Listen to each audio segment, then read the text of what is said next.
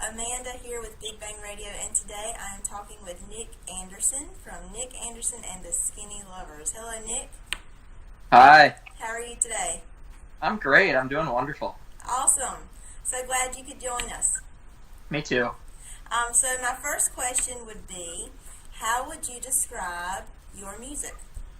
Sure. So I always describe our music as kind of a mixture between Snow Patrol and Ed Sheeran or John Mayer, something like that. So a little bit chill, but a little bit bluesy and a little bit poppy. So good description. Yeah. So tell us the inspiration for your band name. Sure. So calling from Eau Claire, Wisconsin today, and that is where Justin Vernon is from, and his famous band, of course, Boney Bear, and everyone knows the song Skinny Love. So it's kind of, first of all, just a nod to him and to what he's done for the music scene here in Eau Claire, but it's also a term that's used for kind of a stranger form of love. So a skinny love is, in my opinion, a love that might not last for long, or a love that, might not be that rooted down. So having band members in the past that have kind of left bands as they were starting to progress, I thought, well, Nick Anderson and the Skinny Lovers, and then it can just be a rotating cast of musicians, and if people are coming in and leaving, that's just fine. So won't get caught in the dust again. A name that withstands time. Exactly. So tell us a little bit about your background in music. Sure. So I started playing guitar when I was 11 years old. My uncle is actually the drummer and founder of the band Phil Ehart. So I always kind of looked up to him as this great inspiration of, there's someone who did it, and it is possible to be done. So kind of always looked up to him and asked him for advice, and just practiced my butt off. He always said, just make sure you get great at your craft. And so I've kind of just always been inspired by him. So he influenced you and inspired you to pursue music, you would say? Yeah, absolutely. Him and my dad as well. My dad taught me to play the blues when I was right around 11 years old, and started loving it then. And yeah, between him and my dad, I knew it was what I wanted to do. Awesome. Sounds like you had some good mentors. Yeah, sure did. So do you write all of the lyrics to your songs? Yep. So I wrote all the lyrics to the songs except for on Reflections. A buddy of mine helped me write. Okay. And what would you say so far would be the song that means the most to you lyrically? Sure. The song that means the most to me lyrically is definitely 24.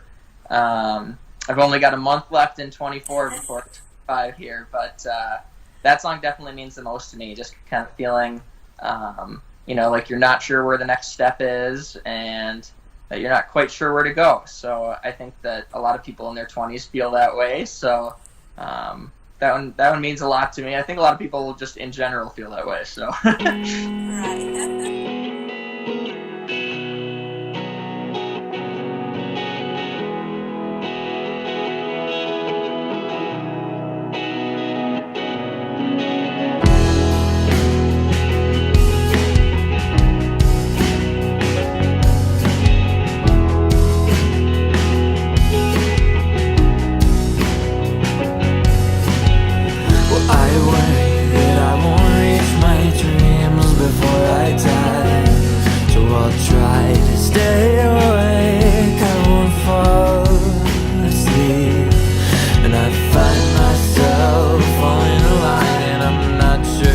It feels good, or if I get it right.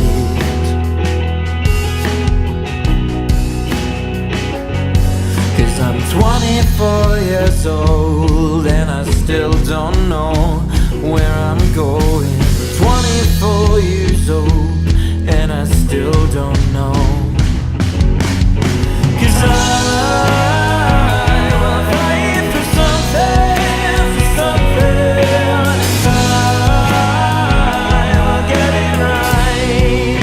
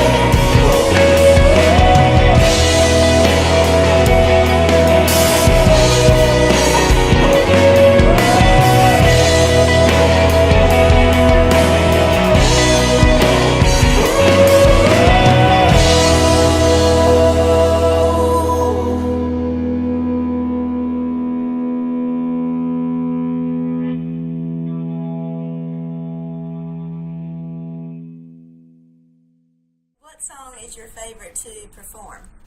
Sure. Let's see.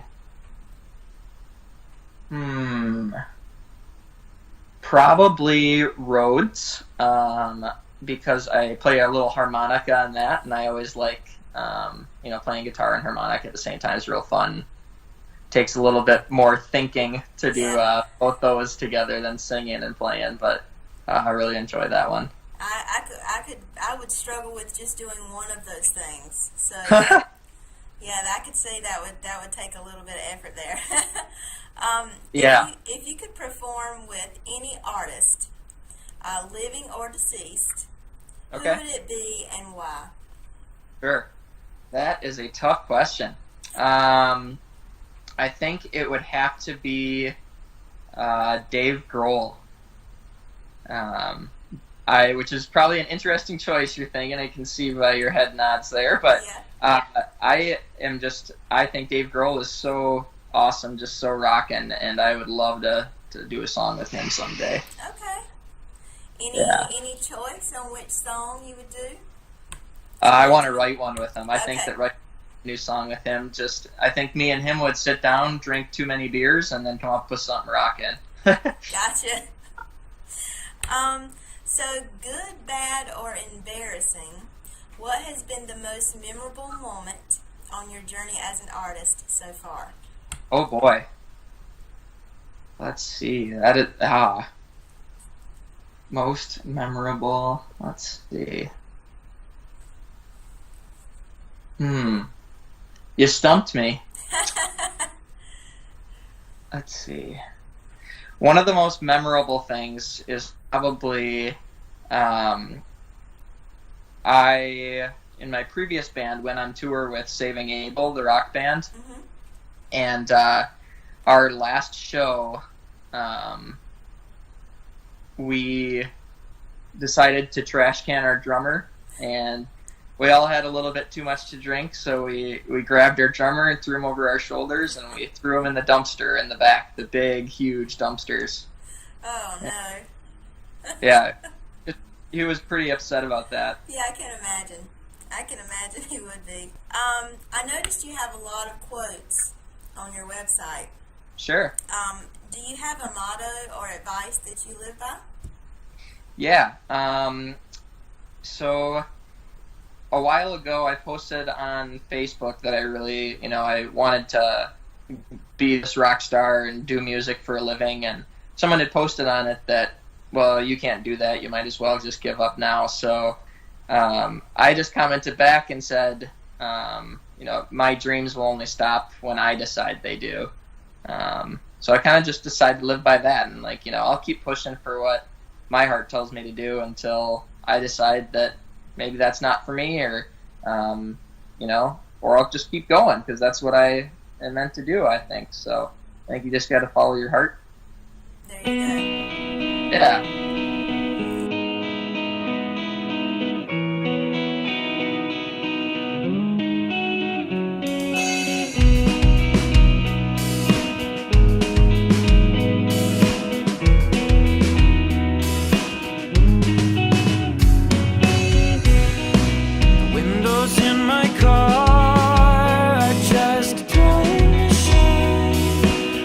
With your reflections again.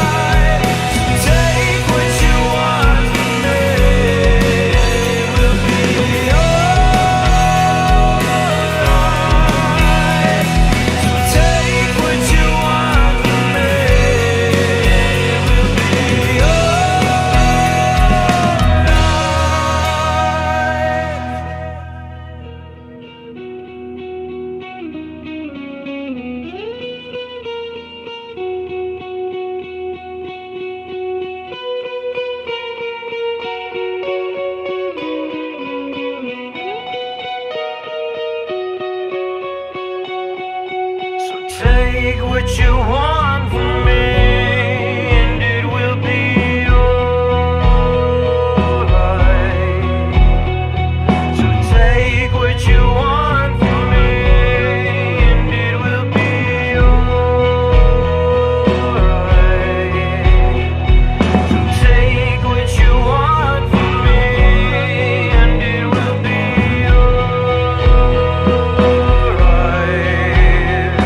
So take what you want from me, and it will be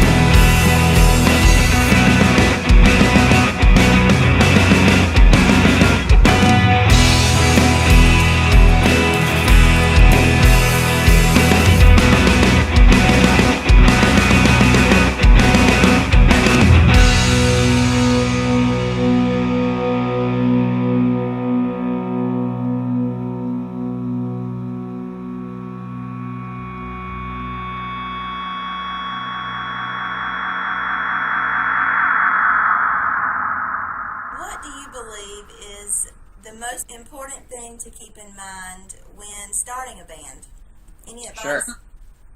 My advice is never forget about the music, even when you get bogged down by the business or just the industry in general or the cost of recording and things like that. Always start with the music and always start with your craft. Make sure that you are an awesome musician.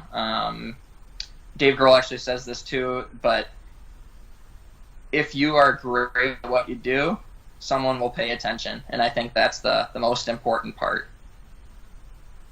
Nicely said. Yeah, thank you. Are you currently working on any projects? Any new music? Yeah. So I'm working on a few live videos through different studios in Wisconsin, and then we are currently writing Ephraim Part 3, which will complete the Ephraim series, and then we'll actually release that as a full-length album. And then that full-length album will come along with the story of each song, kind of how I came up with the lyrics, and where the inspiration for each of the songs came. So I'm really excited about that. And then there's going to be some additional photos that are released with that as well that we've taken just on Polaroid film. So big album package coming out with that Ephraim Part 3, and supported by a tour and some blogs and some live videos as well. So we got a lot of stuff in the works. Yeah, lots going on. Yeah. So what would you say your goals are as an artist?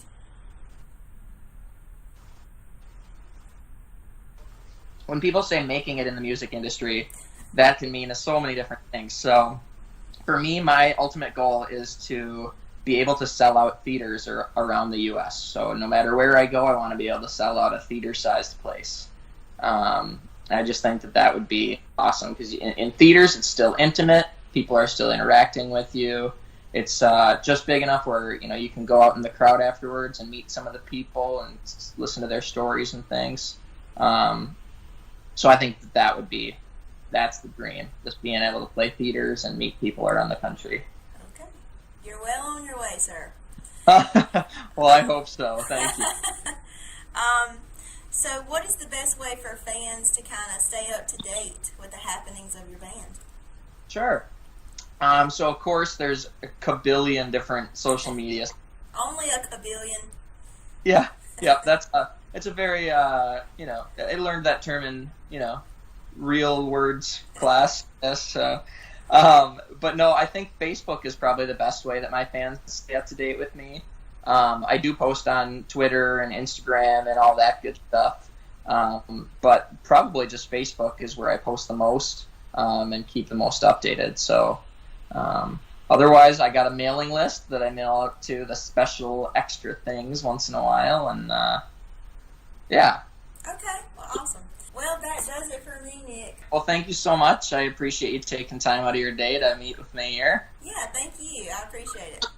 No problem.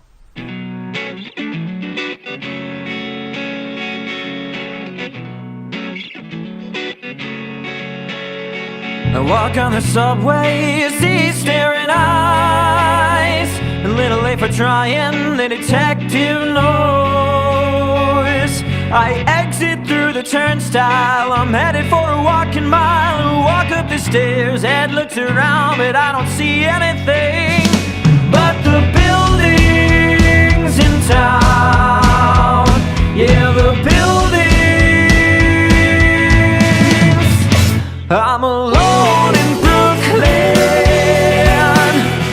All we need is love, but we can't stop feeling. I'm alone in Brooklyn.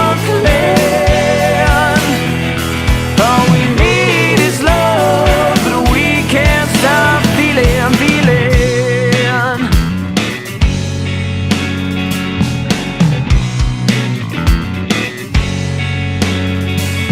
There's a man, he's following me, and my mind is moving faster than the hand up his sleeve, and he disappears. I can feel the audience on my back, but if I turn around I might hear the sound of someone looking to be alone in this town.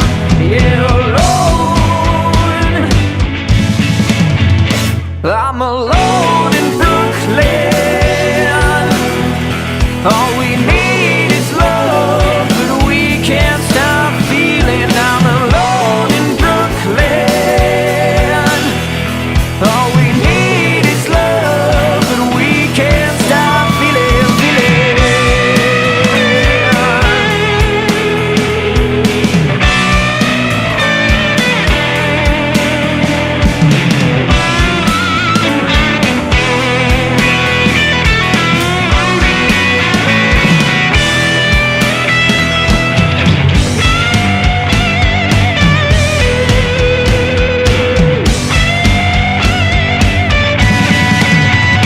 I'm alone in Brooklyn.